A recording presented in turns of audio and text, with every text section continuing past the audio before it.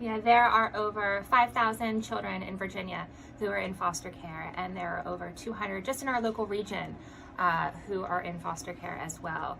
We get at least 50 calls at UMFS a month for children who need to be placed. So people who want to do this and don't know where to look, it's a great idea to reach out to UMFS. We are unwavering champions, and we will be with you through the entire journey.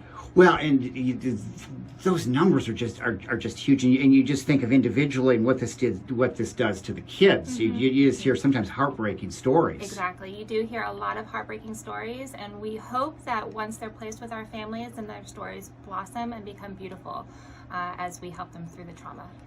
I know you provide a lot of helps and things like that, and everybody would be different. But start to finish, how long sometimes can the process take? It actually is quicker than you think. Our average family takes about 3 to 6 months for placement from beginning to end. We try not to keep anybody open longer than a year before they're placed with a child. So I used to work with children at a therapeutic residential facility. And I knew it was a need for children in foster care that needed placements. So I reached out to UMFS as one of the agencies on Google, and a few other agencies, but they were the most informative. They provided a lot of support, orientation, that gave a lot of information. So we decided to go with them. A lot of us are just, you think about it, you hear the statistics of the needs and all, but you're just kind of overwhelmed and thinking about day to day, how's this going to work? How has it worked for you and your family? It has been a roller coaster ride, but a good one. So it started off a little rough, which you can expect, because you have to learn the children, they have to learn you have to adapt to them, they have to adapt to you. But through all the challenges, we've all worked together, we've all figured it out, and it's turned out to be a blessing. So you would recommend it? Oh, absolutely, yes. How old was the child that you got?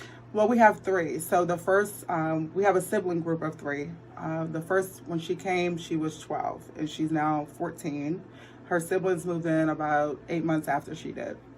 I'm sure, you're helping their family, and I'm sure your family has learned a lot from this. Yes, we have. We have definitely learned a lot. We've learned a lot of patience, a lot of understanding. It's been very interesting. Yeah, but it's been a good thing. I have noticed that a lot of people have the need and want to do foster care and adoption in our area, but they don't know who to contact. They don't know what site to go to, who's a great person to contact. And so the first thing they would need to do is go to umfs.org, and if they are in Fredericksburg, they can click our Fredericksburg site and click information session, and they can sign up for our information session to decide if we're the right fit for them and they're the right fit for us. Sarah, and I guess the thing that a lot of us who would think about this, you're worried about just how it's going to work. I'm sure you provide plenty of information and training to families and make sure that the families are the right fit. Absolutely. I think that's one of the things we do really well at UMFS. When you take the big leap of faith and decide to foster, it can often be overwhelming and nerve-wracking, and so we're here to support you through that. We have an orientation session or an info session, and that's where we invite you to come in and ask questions. Just because you come to an info session doesn't mean you have to become a foster parent. So it's a place to really talk with other folks about questions, concerns, some of the logistical pieces, and what it would be like to welcome a child into your family. Then we go through a training, so it's 2 full Saturdays and 2 Tuesdays, and so we're providing a ton of education on what it's like to parent a child born to someone else, what trauma-informed parenting looks like, how to collaboratively problem solve, talking about grief and loss, the journey that these kids have before they come to you. And then what it looks like to be a part of UMFS as a foster family, the support you get ongoing, the 24/7 on-call support, the weekly case management, and really the community that you're joining to get support for other people who are also becoming a foster parent. Wow, so you do really provide, that's a lot of information. Yeah.